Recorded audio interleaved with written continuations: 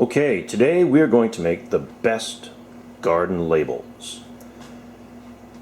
Now, as you can see, we've got everything laid out here, and what I've done is I've gone on the computer and just typed up a bunch of names of the vegetables and so on that you want to plant and print that off.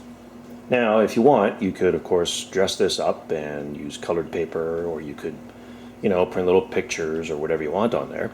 But I'm just leaving it plain, and it's, of course, good contrast, easy to read, large print from a distance, and so on.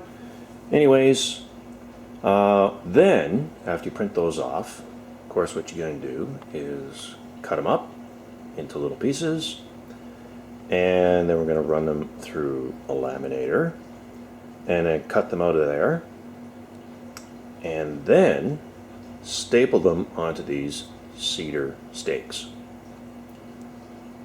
So, what you're going to wind up with are going to be weatherproof labels, because they're laminated, onto cedar stakes, which of course will stand up to the elements nicely as well. And I've got some cedar left over from another project I was working on, so I've just cut out some stakes from that, and I'll show you how that's going to look. And here's how it looks when you get them installed.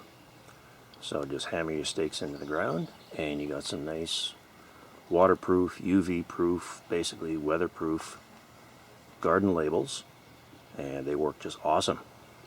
So there you go.